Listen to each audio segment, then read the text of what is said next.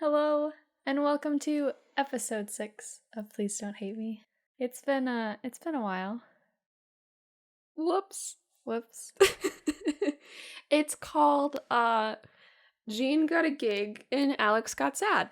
Yeah, just a little bit. But I mean, also, I hadn't had my gig yet when we kind of stopped recording, so I think you're giving us a little too much credit there. But I even forgot how I like to start this podcast. I didn't even say insert theme song here. It's okay. It's okay. We're in a new batch of 5 episodes. We can have a new thing. We can have a new thing.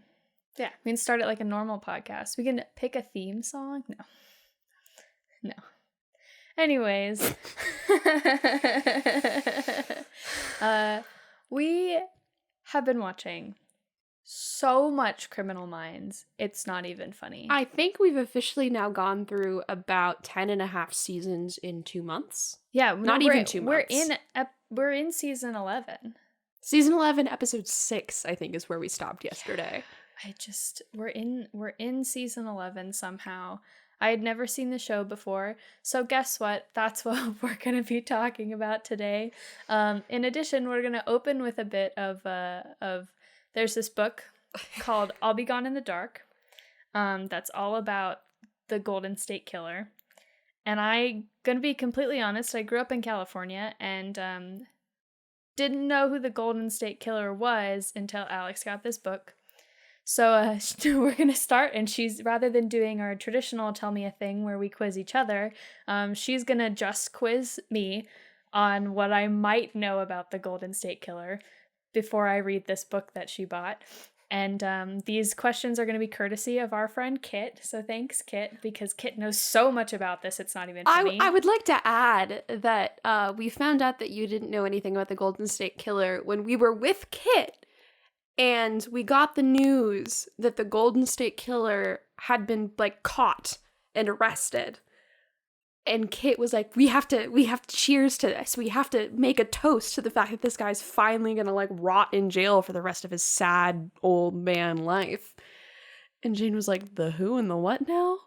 See, this inconsistencies between our stories, because I say I didn't know who this guy was until Alex bought this book, which came out after that. But, I don't remember this conversation. So technically in my mind, I still didn't know who this guy was until Alex bought the book. But apparently I had known about him. So I don't actually know when I found out about this guy. But that's going to be fun. That would be like me not knowing about Jeffrey Dahmer. Yeah. I don't even really know who that is. I'm going to be completely honest. Alex's face right now is it's like blasphemy that I just said that. But here we are. Okay. And then we're gonna obviously we're gonna do some titles and tags, and I'll explain that a little bit when we get to that as well, because it's a tradition for our podcast. So to start, Alex is pulling up these questions for me, and we're gonna start with a tell me a thing, and Alex is gonna quiz me, and she's gonna throw in some false facts to see if I can guess whether or not those are true based off of all of the other stuff. It'll be great. Okay, so our first fact is that there were similar crimes that the Golden State Killer had committed, or similar crimes with similar MOs, to use some Criminal Minds lingo, that were committed by someone in Australia that they had dubbed Mr. Cruel, that were thought to be done by the Golden State Killer, but the timelines didn't match up. Interesting. So they thought he jumped continents. Let's see. He used to be a clown entertainer for rent at children's parties. A clown? I don't like clowns. I don't trust clowns. Trust clowns. Last but not least, which is arguably kind of gross. Well, it is gross. All of the gaps in his crimes correlate with the birth of his children. That's terrifying. That's absolutely terrifying. So I totally want to believe that anybody who was a clown, not to be mean to clowns, but like it seems it takes a certain personality, I feel like, to be a clown, and I feel like that could oftentimes be associated that's mean to clowns. Just gonna say that. But I'm just gonna say that media tells us that that's possible. Whether or not it's actually true, the media tells us that that's possible. And then lines up with the birth of his kids. Kids take a lot of work. So I could imagine that would be true as well. And then Australia. I'm gonna have to go with Australia not being true because I feel like location was very important considering how it never went outside of California from my understanding. It was like never deemed to have gone outside of California. So like Australia is such a big jump as opposed to like jumping to other states. So I think I'm going to go with Australia being the lie. So Australia actually wasn't the lie. Interesting. They've ruled out that, obviously the Golden State Killer was not the Mr. Cruel in Australia. So there's just a guy running around Australia then probably that committed all of these crimes. Yeah, no idea if that guy was ever caught. The lie was actually the clown. The famous clown children's performer turned serial killer is actually John Wayne Gacy, who's a serial killer. Clowns. After the whole like stabbing clowns thing that was happening around Austin in like 2016, like that was a national event. But it also happened here in Austin, so I was like especially a little nervous. But that's been like the start of the end of the world was the killer clowns. Mm-hmm. I once had a choose your own adventure dream that one day I will talk about on a dream segment of this podcast, hopefully about the choose your own adventure killer clown dream that I had that was very strange. But my boss in college, one of my bosses in college used to be a clown. He was a clown before he was an actor and then went on to do tech work, and so it was just kind of like, that's cool. He definitely like has the height to be a clown. If you told me that, can I say his name? Sure. If you told me that Joe killed a man, I would believe you.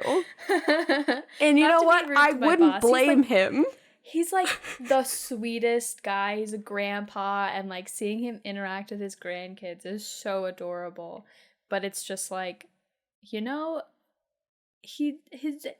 just has a lot of history and a lot of cool experience, and there's always going to be stories about him that I don't know, and then he's probably not going to tell me. So you never know. I just don't like the fact that there's probably somebody running around Australia that's done this too. Australia is a lawless land, kind of like New Jersey. Hey. You're the one that told me that. I mean, they make that joke in Hamilton, but it's not that lawless. Like, what kind of lawless place wouldn't let you pump your own gas? Wouldn't? That's fair. That is weird. It's like you can't pump your own gas. It's so strange. That's the thing in Oregon too. Anytime I went up to Oregon, that we like it was so strange to like have somebody up and like come pump the gas, because in California you just pump your own gas everywhere. Can I talk about Jeffrey Dahmer for a second? Sure. I was actually gonna get into talking about the book, so let's do Jeffrey Dahmer first, and then we can talk a little bit about the book, because I read the foreword for the book. Okay. And I thought that was really cool. I haven't read any of it yet. Jeffrey Dahmer. So Jeffrey Dahmer, I think at one point was called like America's Cannibal Killer, or like the Milwaukee Cannibal. Because he was a dude in Milwaukee in 70s or 80s. I don't know. It was before the 90s, I can tell you that much. Who was like kidnapping gay men, killing them, and eating them. Oh my god. But the kicker was, he wasn't just killing them and eating them. He was trying to make perfect sex slaves out of them. So he was like drilling holes in their head and like dumping acid. And yeah, it was disgusting. Gross. And there was this whole thing where like one of his victims actually escaped his house and was like trying to flag down a cop. And it was like really obvious that he had been like tortured and like attacked. And the cop let Dahmer take him back to his house because Dahmer was basically like, oh no, it's fine. Like, he's drunk. He doesn't really know what's going on. That's insane. Yeah. That's insane. I feel bad for that cop. Just because they probably were like, okay, I'll give these people the benefit of the doubt. And then little did the guy know.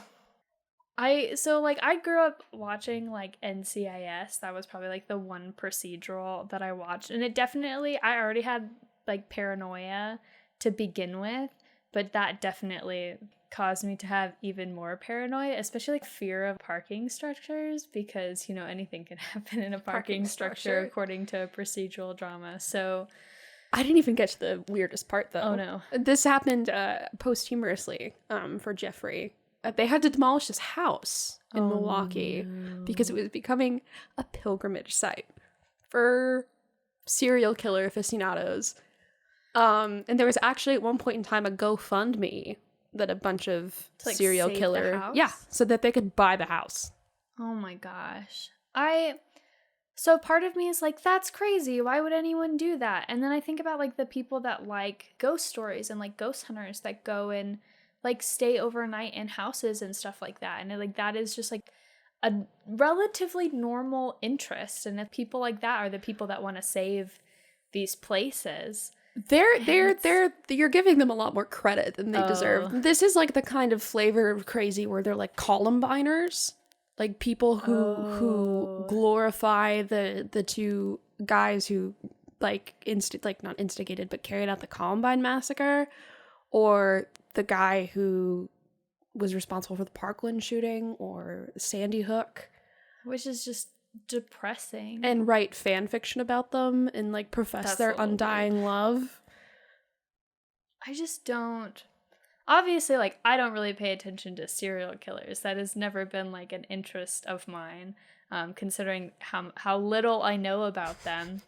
But I just don't get it. Like, there's something about, and I think like Criminal Minds like touches about this really well, especially in the earlier seasons, that there's just some sort of disconnect in a human brain that can happen that makes people think that that's okay. And that it's like a normal process of life, like brushing your teeth or something. Like there's like it's just something that you do, and you obviously like you have a reason, because it's like you have an understanding of like, this is an action that I need to take for whatever reason, but it doesn't make the connection of like, this is wrong. It's just something that it's like part of their everyday needs. And it's so strange to me that that's possible. I've always found it fascinating from like a developmental science or psychological standpoint, but that's it. Like I'm not going to be out here in the way that some of these people on the internet are. I think it's disturbing and very disrespectful to the people who have died, which I think is probably a good. I'm happy you have that mindset. I think if you didn't have that mindset, we'd be having a very different conversation right now. So I read the foreword for I'll Be Gone in the Dark, which is a book about the Golden State Killer. It's by what is her first name again? Michelle McNamara. Yes. Right. And it was a book that she had started before she died, and somebody else came along and finished it. And her husband Patton Oswalt. Okay, then the foreword was integral in putting the book together after the she foreword passed. was written by somebody else that I guess like had a little bit of help like in finishing the book.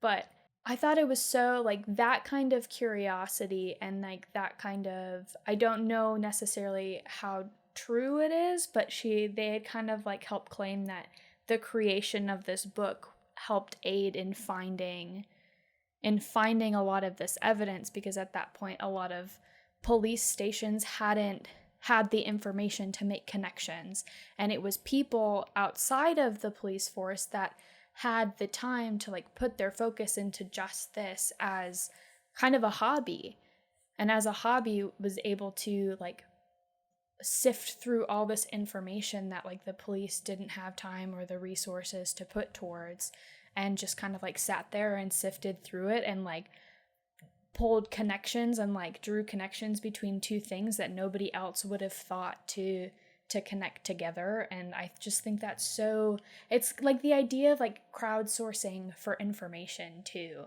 which I think is just crazy. And that's like the internet has helped so much with that kind of stuff. Yeah, and it definitely it definitely can go both ways. Like it can be extremely helpful like in cases like this, but I think it's also important to remember that internet sleuthing led to the accusation of the wrong person for the Boston Marathon bombings. Oh, absolutely. Among other things. But yeah, it's impossible to not give credit where credit is due in this case, and it's like a lot of people who were really dedicated to making sure that this didn't become another like Zodiac situation, really banding together.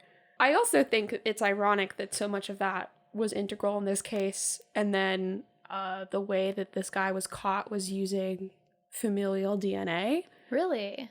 Yeah, that's how they found him. That's why I was like so gung-ho to do 23andMe, because I was like, if any of my fucking descendants commit a crime, I'm going to be partially responsible for them being caught. That's how they were able to find him. Wow. It's bonkers. Was it actually through like a service like 23andMe that they were able to do it? I don't know. I do know that when you're going through, I had to sign like 6 separate documents of like what I was giving them permission to do. And I'm pretty sure one of them was like, can we add your genetic information into a database to help solve future crimes? And I was like, fuck yeah. You're like, absolutely. I want to be a crime fighter even after I'm dead. Why not? Like, I have no intentions of committing a crime. Like, there's no way that this could possibly be used against me. In fact, if I wind up dead somewhere, I'd like them to run my DNA and be like, oh, this girl did 23andMe in 2020. Here's the basic information we have about her. Yeah, I just, even with that, I couldn't convince myself to do 23andMe. I like thought about it because all of my family does a lot of like ancestry, not like necessarily ancestry.com, but just genealogy. Yeah. And I couldn't convince myself to do 23andMe. I know that I put so much information out there willingly onto the internet, but the idea of something like that scares the heck out of me. Circling back to the Golden State Killer thing, I think one of the other reasons too that it was such like a monumentous occasion is that there's been so far there have been very few serial killers that have been caught and put away within the last like 20 years. I like, especially because it was like such a deeply, and like serial killer meaning like one that had contributed to like the mythos of an era or an area, and kind of created their own boogeyman type presence in people's lives. The other one I could think of was BTK, who's actually caught in 2005. And I remember, how old were we in 2005? 7? Like 7. So I used to get left home unattended sometimes. Oh my gosh. I was never allowed to be left alone at home. I think the reason I didn't know about a lot of serial killers is because my parents didn't want me to know. Oh, just wait. So I used to be really obsessed with the Investigation Discovery Channel. Oh my gosh. Like I Married a Murderer and shit like that. So I watched a bunch of stuff about like this mysterious BTK killer and like how he was taunting police and stuff. And then lo and behold, 2005, and they caught the guy. And it was so surreal because like this was like the subject of talks on like Dr. Phil and like TV specials about like who is the BTK killer. They caught him. He's in prison. That's also just talking about taunting the police too. Not only to have like the gall to like commit a murder, but then to sit there and taunt the police, I think is ridiculous. It's just like you have to think you are so smart. You have to be so full of yourself to be able to do something like that. So, if I'm not mistaken, BTK did something, speaking of taunts, that was like actually like, I'll say kind of legendary. He sent a postcard to a TV station that ended up leading police to a cereal box of post-Toasties cereal, because, serial killer. Just the ego. To quote Shane from formerly BuzzFeed Unsolved, I just love it when serial killers have a fun little thing. Oh my gosh. No. I'm gonna put it out there. I don't agree. I don't agree. It definitely makes for interesting crime procedurals, but to think about that happening in real life is definitely a little bit nerve-wracking. I don't know at what point I've become so desensitized to this that, like, I honestly, like, I don't really, it doesn't necessarily faze me very much. I don't know. I'm going to make the argument that the reason is fanfiction. You know, I will say, there are a lot of things I have normalized and internalized because of fanfiction. And I think that this is a great segue into titles and tags. I agree. So the next segment we're going to talk about is titles and tags, which is a game Alix and I have come up with for this podcast. Alix reads so much fan fiction. I don't read any. I would like to take a moment, and I'm opening Safari on my phone. Jean, would you like to guess how many tabs I have open? 15. Of just fanfiction? 15. 7. 7. Okay. I overestimated you. 4 different fandoms and seven different tabs. Yeah. So again, Alix reads so much fan fiction. I still have not read any. That's gonna change, I feel like, relatively soon. But I've gone through Archive of Our Own, and I have picked out some tags from episodes of like chapters of fan fiction, because the tags on their own I think are hilarious. They can be so funny. And so I am going to give Alix the title of a fan fiction and a handful of the tags for it. And we're going to see if she can figure out like what fandom it's for and like what the story is based off of that information. Last episode I butchered my success rate. I think episode 4, I got all 3 of them, like, mostly correct. Episode 5, I was shot in the foot by my own hubris. So, yeah, and if she absolutely has no idea, she's gonna make it up. I'm good at that. So, I think these ones will be very fun, and I'm very excited. I've been waiting for this moment, and I'm so sad that it's taken so long to get here. That scares me. So, this first one is called London Falling. And your tags are Angels and Demons, Wing Fic, Slash If You Squint, Alternate Universe Good Omens Fusion, and Alternate Universe Different First Meeting. This is a supernatural fanfiction. Sure. Like, I don't like it when you say that. It's the only thing I could think of where, like, as opposed to like a Good Omens, like full AU, it's like a Good Omens fusion.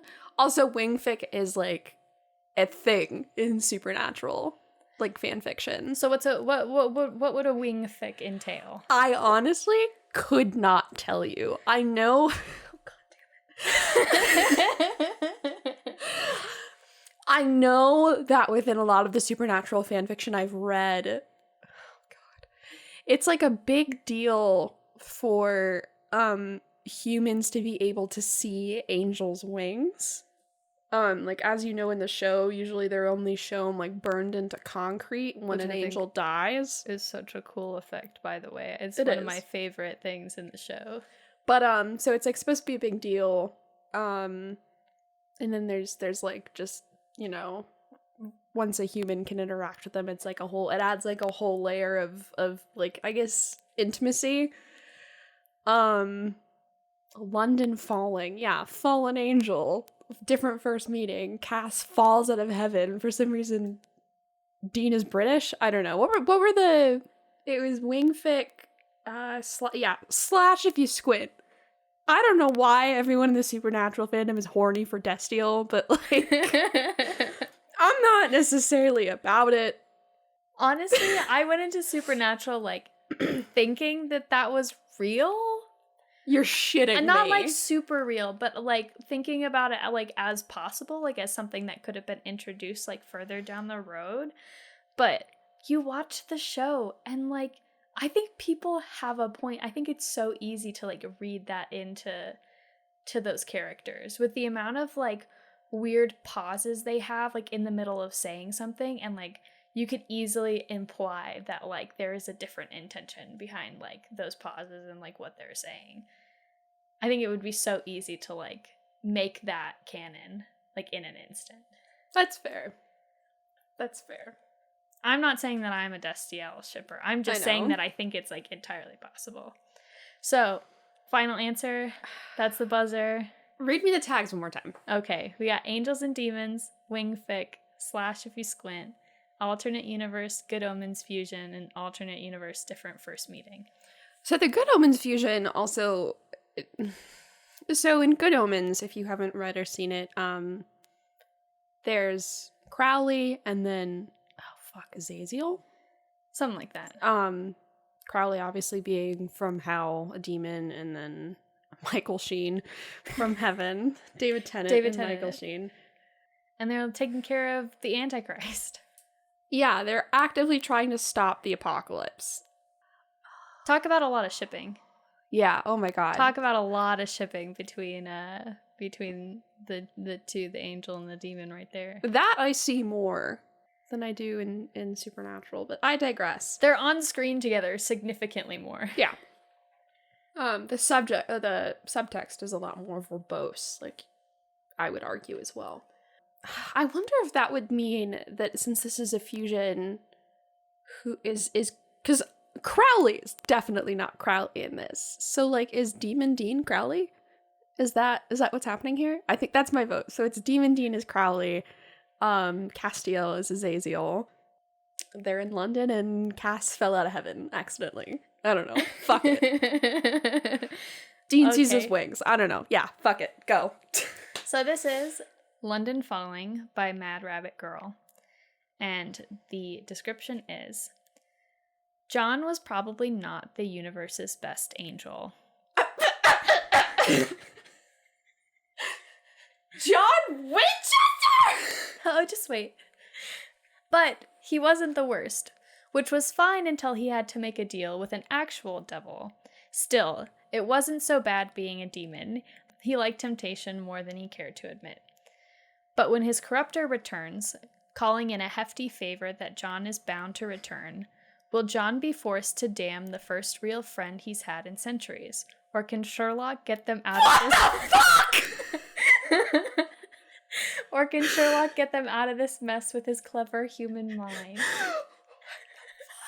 What the fuck? I have to let the cat out. I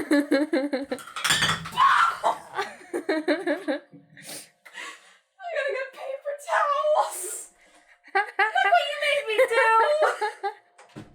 Can you keep this in? Maybe.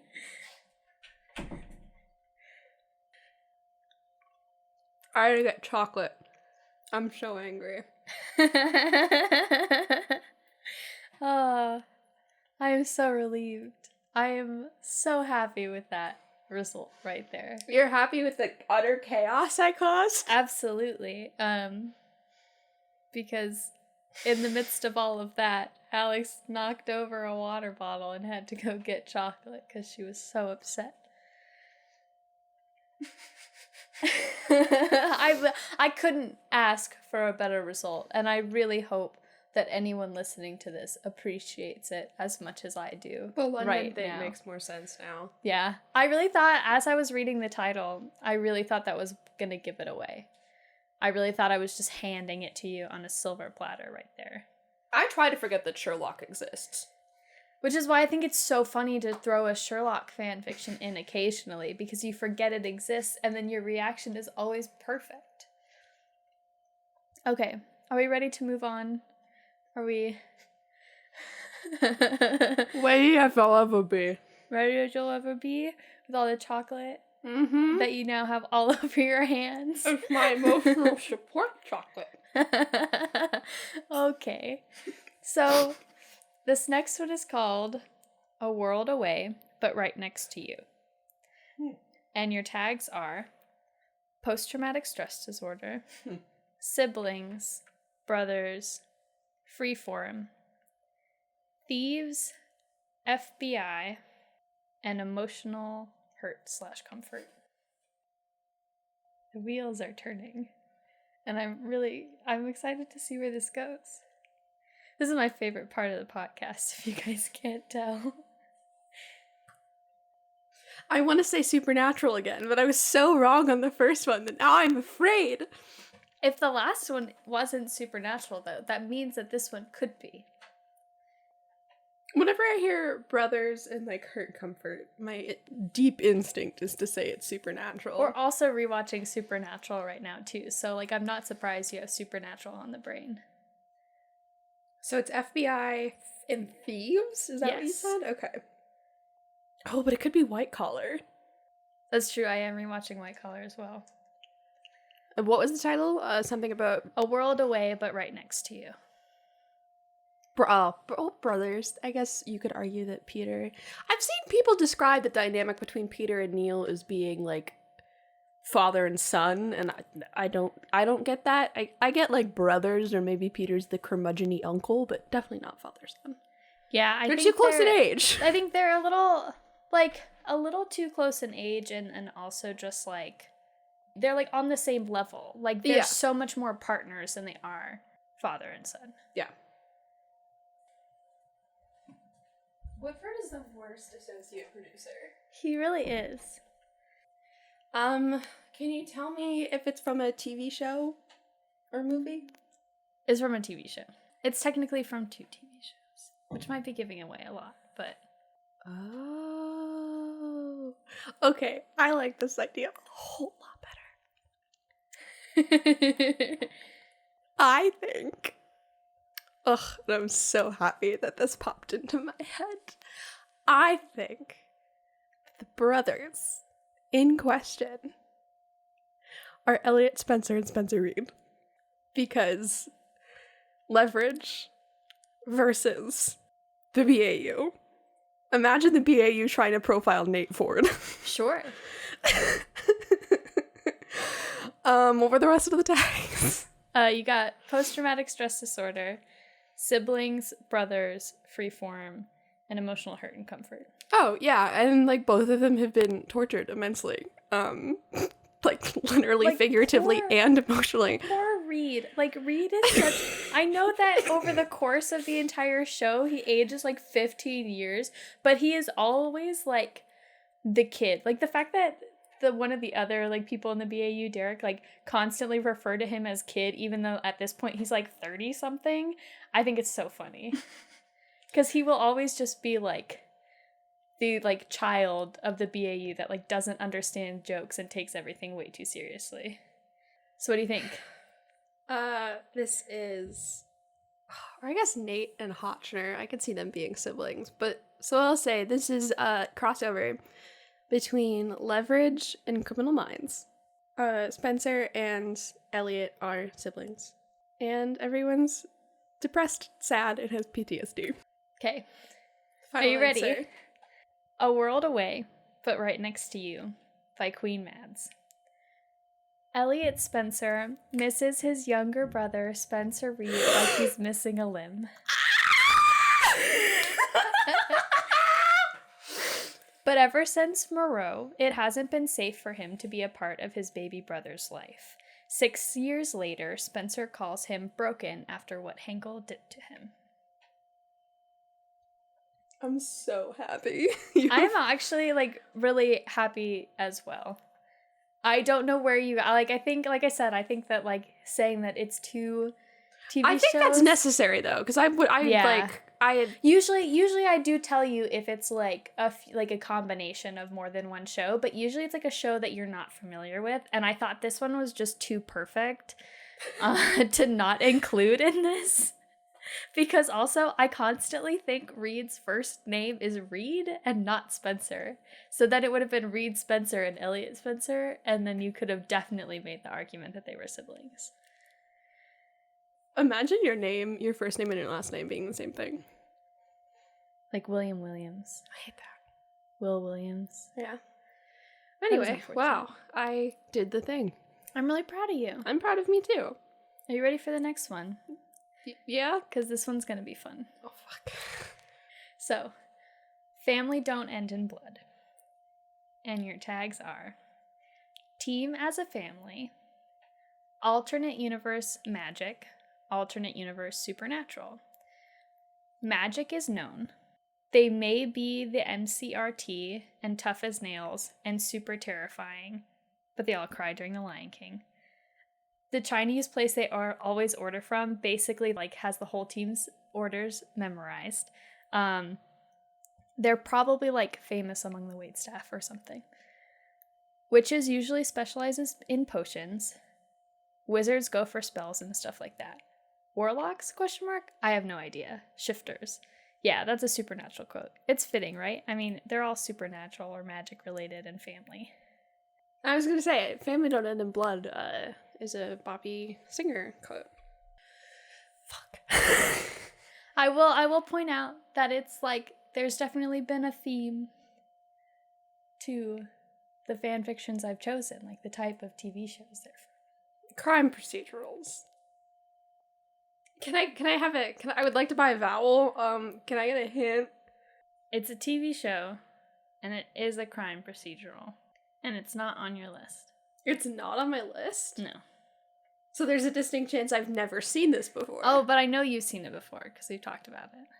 See, the problem here is, I watched a lot of crime procedurals. Blue Bloods, Brazilian Isles, Bones, Criminal Minds, NCIS.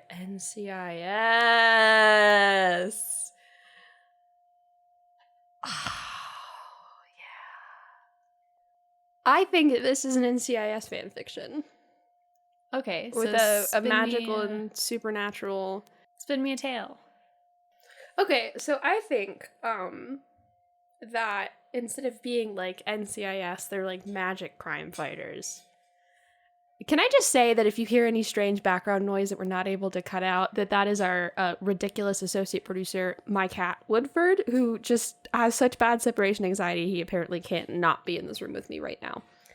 Anyway, so I think that instead of being NCIS, they are magic crime fighters. So they're fighting... They're investigating crimes that happen within their, like, supernatural world. So, like, talking about the potions and spells, I think it'd be hilarious if, like, McGee was the warlock, or, like, Ducky. But they're obviously all there are some magic users. I guess someone's a shifter, or could be a shifter. I think Gibbs would be a good shifter. No, Tony. Tony is totally the shifter. And Gibbs is something that screams authoritarianism, but magic. Maybe Gibbs is the warlock. I think Gibbs is the warlock. Because that usually involves, like, a strict pact made with a supernatural being. And so, like, his pact could be, like, with his boat. With his boat. That's how he gets it out of the basement. There's a really common joke that Gibbs builds a boat in his basement, and he hates technology, so he builds a boat by hand in his basement. And the whole joke is that everybody asks him how he gets it out. And at some point he does get it out, but they never tell you how. So that's my final answer, this is supernatural crossover, supernatural themed NCIS fanfiction. So this is Family Don't End in Blood, and the description is a Tuesday in the lives of supernatural and magical ! NCIS. Yes! No matter what, they're still family. And the important part about this is the other tags that I couldn't tell you, but I'm gonna tell you now. Okay. And it's Witch Tony, Wild. Familiar Gibbs, Cat Shifter Gibbs, Vampire Abby, That makes sense. Sparrow Shifter Kate, Healing Spirit Ducky, Wizard McGee, and Gremlin Palmer. And the tag that follows that one is, okay, they call him Autopsy Gremlin, so I had to. Oh my god. And then here's some other good ones. Gibbs and Kate make the best recon team. because they're a cat and a bird. And Gibbs is a cuddly fur ball who loves physical contact. And then also the follow-up to they all cry during The Lion King. Did you know cats can't cry, so Gibbs cheats? And then I like the idea. They do eat Chinese food a lot in this show, and I didn't realize that until I read that tag, which I thought was why I would include the Chinese food tags. Also, because I just think I love when people like tell a different story in the tags. And somebody said, come buy a McGee. He's environmentally friendly. He will grow trees out of the back of your chopsticks and pop your popcorn. He levitates upside down sometimes. Kate is teaching McGee flying tips. Tony's potions are incredibly helpful. Aww. I love that. And I just think it's so cute. I love that for them. I love that for them too. And that's why I like made this the last one. I wasn't sure you were gonna get it. And I had definitely helped you out there a little bit in the end, but like I'm happy we got there. We got there. And I liked your opinions on who you thought people were gonna be.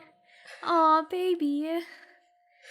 Yeah, Woodford is the honorary third member of today's podcast, in case you guys couldn't hear that. So, with Woodford being a whiny baby, I think it's time we move on and talk about why we're really here. Criminal Minds. Oh, thank God. I was like, I didn't prepare anything for this. Why are we here? We've been preparing for the last month and a half. So this 2 months is now. It's been definitely it's September. This is your first time watching the show. It is. But so the funniest part about it is I definitely remember like one time I had stayed with you guys previously. You had put on a couple of episodes, and I didn't really pay attention because it was never something that interested me. So I definitely was like on the couch, like doing whatever. But I definitely was paying attention because I like without realizing. There's a couple episodes you kind of remembered. Because when we started rewatching it, we got to a couple episodes, and it was just like, oh my gosh, wait, I know what happens. Wait, I remember this. Wait. And then it was like 3 or 4 episodes in a row. It might have been more than that even, because I definitely got to the point where I was like, why do I know I think it was like half of season these 6 episodes? You were like, yeah. I have seen this show. I've seen up to season 7 4 times. Oh my gosh. Actually, 4 might be the conservative estimate. At least 4. And then I know for a fact I saw like 7 or 8 and 9, and then anything past that has been new territory. Like I think I've caught an episode like in reruns, but now we're like all new territory. We're in this together. Yeah. Season 11 was when I stopped. It was 2015, so that was college, so I didn't have a TV. Yeah. So the way this all kind of started was you went, it's time for my annual Criminal Minds rewatch.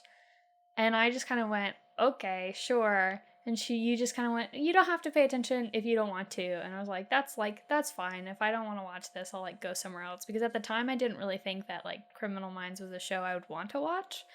And then you put on the first episode and I just kind of, I don't want to say mesmerized, but it like definitely distracted me. And I was watching it and we kind of got to the end of the first couple episodes and I just kind of went, no, I'll watch this. We watch this together. I'm interested now, especially because so much of the first season kind of poses that question of like what makes these people so different than like the like quote unquote like the rest of us. Yeah. Like where like what stops us from becoming like them. I will say that Criminal Minds is one of the, if not the only show I will start again from season 1, episode 1. My argument is always going to be the best period of time to watch Supernatural is the first season plus the first episode of the second season. So like, I that's my disagreement that it's not the only show, but like, the first season, I think the first couple of seasons, I think in Criminal Minds is probably the strongest of the show, which is not, it's not uncommon for that to be the case. Like usually the first couple seasons of the show are the most grounded, and then it's kind of spins out of control from there. Yeah, it's like once they kind of run out of their original plot and they get in other writers and other like parts of the producing team. Like, things can tend to change a lot more than originally intended. But I think they just cover that idea that I was kind of touching on so well. Like, it's kind of terrifying. It's like, what could possibly stop that from being me? And the answer is, you don't know. Yeah. You don't know. It's like, go make sure you're going to a therapist. Like, that's probably the best answer somebody can give you. Yeah, it was an interesting transition to make, because like we've been watching Supernatural too, and we got to one of the episodes where it's like sometimes humans are more scarier than the monsters are, and so that was what made me think of like, oh fuck, we should watch Criminal Minds. Yeah. Because the human mind can be such a fragile thing. And I don't think it's like, obviously Criminal Minds is kind of wacky. Like, it's definitely it's rooted in some truth, but it's pretty out there. But I still think they handle everything pretty well. I think the different topics they bring up in episodes is really interesting too. Like, now things seem a little cheesy. Mm-hmm. Like, they start talking about the internet and social media profiles. And obviously it's a cry for people to be like, pay attention to these things. Mm-hmm. Because we're watching it from the lens of like, all we know now in the world is all this social media. And like, I talked about it earlier, how we are obviously like willing and putting all of this information out there that people can get their hands on a lot easier than we hope they do, and a lot like we hope that they're able to, and a lot easier than like maybe we even think about. Like, we tend to ignore the fact that a lot of the information is a lot more easily accessible than we want it to be, and we live in like our little bubble of hope that won't happen to us. But at the time, like, this was all new technology, and so I want to think they might be a little bit behind just because of how like long it takes to like produce episodes of TV and stuff like that. But they talk about so many subjects that I'm sure were taboo at the time. They talk about like transgender issues, they talk about divorce, they talk about like social media profiles, and they talk about like a whole bunch of different stuff that it's just kind of like, I don't think that I had seen on TV a lot when this show was coming out.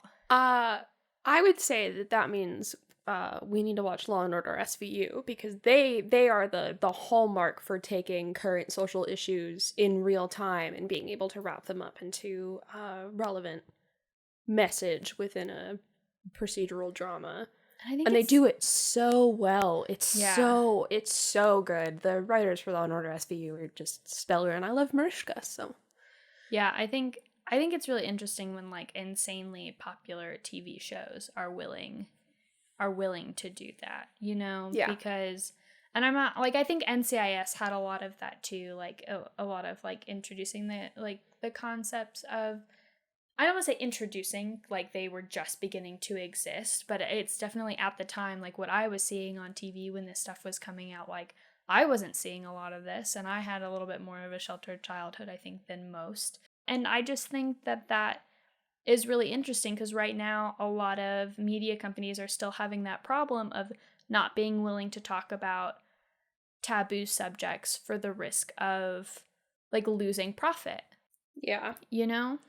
And it's kind of cool that shows like this were like throwing that in there in like episode to episode and then not making a big deal out of it. You know, it's like if you throw that in there for an episode, it's like, it's not like, hey, look at what we did. It's like, nope, this is just a real life scenario. This is something that happens. We're not going to make a bigger deal out of it than it actually is, because like this is life and it doesn't deserve to be like, look at what we did. Like we included this, you know?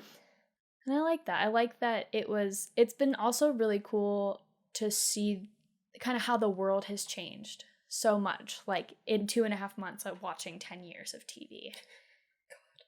And the technology, like when they got iPads, I just remember Hotch being like, where did you get the money for this? And Penelope, who got all the iPads for them, is like their tech whiz, was just like, don't worry about it. Yeah, just I have my ways. Yeah. It's been crazy to see all the characters rotate through that show too. Like, obviously you have the core characters, and I've never wanted any of them to leave. Like, I had the same problem with NCIS. It's just like, I don't want people to leave. I want the same team through 10 years of the show, you know? It's like, I don't want to change that. But then you also have to think, well, these people are real people. Yeah. They need to have other things to do with their lives, and thinking about like Supernatural coming to the end. I don't want to talk about that yet. Can we not talk about that until we absolutely have to? And Criminal Minds coming to the end. That ended already. Thinking that people like Matthew Gray Gubler and whoever plays Penelope and Kristen Vander or something. And then like Jensen Ackles and Jared Padalecki, like thinking about how they have spent all of these years of their life. Like, these are their shows, and mind you, they've been in other things, and they have time to go on to like make other franchises and work on other projects, but this has taken up so much of their lives, and they'll probably never work on a project that's taken up where they like, this is their project for this much time, you know? It's like I've watched the bonus features in the Lord of the Rings extended editions enough times to have them all memorized. And, like, the ones in Return of the King, when they talk about, like, this, I think it was, like, an 8-year process of filming all the movies, like, finally coming to an end. And they were just like, this has been, like, all we've known for so long. Like, what are we going to do? And obviously, that franchise was so successful, basically, people could have stopped working if they really wanted to, but just looking at what everybody went out and did afterwards, it's like, they did some good stuff, and it was like good that ended and they were able to move on, but it's also still sad. At least it's like on a, like, it's there. Like, that's my favorite thing about film, is like, your project is there. Like, it's recorded, it's done, like, you burn it onto a DVD, and as long as you have that DVD in a DVD player, you can watch it as many times as you want. Whereas, like, theater hurts my heart a little bit. Strike, when you, like, close a show and you, like, strike a show and get rid of it all and throw it all away, it breaks my heart a little bit. Just because it's like, you spent so much time on this project, and it's terrible to say, but, like, part of you don't have very much to show for it. Like, you might have an archival recording, like, you might have that you can, like, put on that DVD, but at the same time, it's not like, you can't watch it again. Like, you can't sit there and, like, be a part of the show again. And you can make the same argument for film, but it's like, at least for film, like, the finished product, you can watch it how it was meant to be watched, you know? I've always liked the idea of, like, putting up and breaking down a show as, like, you kind of, like, in my mindscape, it's like the aftermath of a circus. So it's like this kind of desolate, like, grassy area where, like, you could tell that something neat happened here. So there's like a cotton candy wrapper, a lost shoe, a teddy bear like stuck in a weird place, and it's like, I know that something amazing happened here and I just missed it, but it makes me want to see it the next time I can, or it makes me want to be a part of that experience next time I can. And it's definitely like, it's that kind of brings like closure to, like, as somebody who has worked on a circus and has worked for the circus and has torn down a circus, I completely understand. Do you like how I brought it back to clowns? Clowns. Oh, I didn't even want to think about that. Ugh. Ugh. But yeah, I don't know. It's like kind of like a circle of like bringing it all back around, and like you kind of get that closure and stuff like that too. And it makes you understand the reality of like, things are temporary. Like, the only consistent thing in life is change. And I think it's very sad. And I'm such a sentimental person. And even though I'm really excited to like catch up on Supernatural, like especially now that the show is ending, so that way I can kind of like I can watch the final season with everybody for the first time and just kind of cry a little bit too. Because the first time I watched Supernatural, I watched 6.5 seasons in 7 days, because I watched it over spring break, and then I had never seen anything after that, and at that point like season 10 had come out. So I'm really happy to be kind of like we're getting back into that territory where I can start watching like new episodes, because I've gone back and watched like the first season a couple of times, because I think that whole like monster the week before the angels and demons really come out. Like, I think that's like my favorite part of that. But at the same time, the way that they have kind of created this overarching story over 16 seasons is just phenomenal. Like, it's crazy thinking of like how much time that is, because that's what, like 24 episodes a season, right? Yeah. And then 16 seasons, like at an hour per episode. Do you know what I just realized? What? There was nothing stopping us from going to the family business. What? Jensen Ackles, like, brewery thing in Dripping Springs. I thought you meant like start hunting monsters. No! I was like, no! Excuse me? We could go! I'm pretty sure they're open. I mean, they're all outside, so maybe let's wait until, like, October. But, like, we could go! Yeah, especially like if we don't have to sit inside, because I still would prefer to not. The whole coronavirus thing and like the way our country is treating this is like very upsetting. I vote, instead of taking this idea further, we have a designated Corona cast where we can just air our grievances Festivus Day style. I could make that argument. I was just saying, I don't want to be the person that like sits down in a restaurant like during Corona. But at the same time, it's gotten to the point where we know that they're not going to do anything about it. So, like... Yeah, it's fine. What are we... We don't leave the apartment unless we absolutely have to, though, so... I like staying inside and working from home. That's been nice. I mean, I feel like they could probably gather that we haven't been going out much based on the fact we watched 10.5 seasons of a show in 2 months. And that's just one show that we're watching. We're now on season 7 of... Supernatural. You're on, like, season 4.5 of White Collar. Yes. We have started watching The Boys again. We finished Leverage a while back. We did finish Leverage a while back.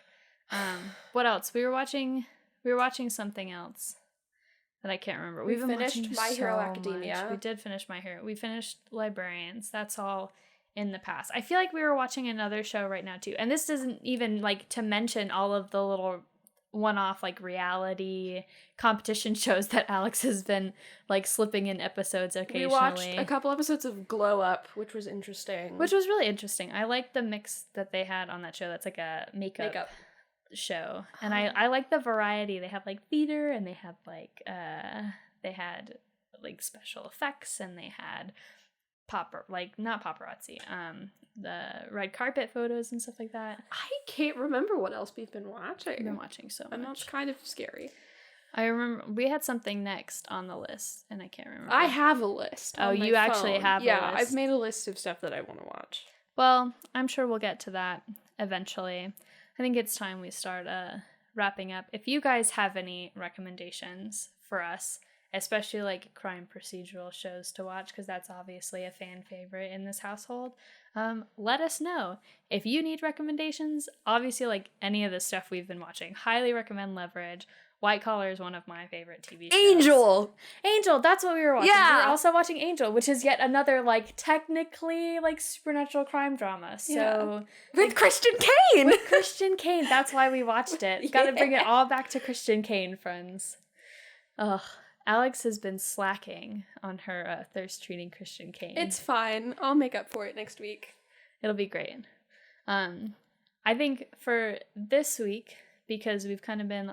We both need a little bit of a motivation to kind of get stuff done. Usually we try to like challenge ourselves, something to do between podcasts. Honestly, it's been so long I can't. I think our last challenge was again to just kind of like get through the week. Since then we have gotten through several weeks. Yeah. Well, so, take it one step at a time. I think now that I have been quizzed about I'll Be Gone in the Dark, that's my goal, is to read that book. I don't know what Alex's might be, if she's thought about it. My goal for the next week is to see how many gluten-free cheddar bay biscuits I can eat in one sitting. Oh man, as long as you save at least 2 for me. That's fine. Actually, can we wrap this up? I want to go make those. Yes, we can wrap this up. Thank you so much for listening to Please Don't Hate Me. Feel free to reach out to us on social media. We're happy to be back. Hopefully we will.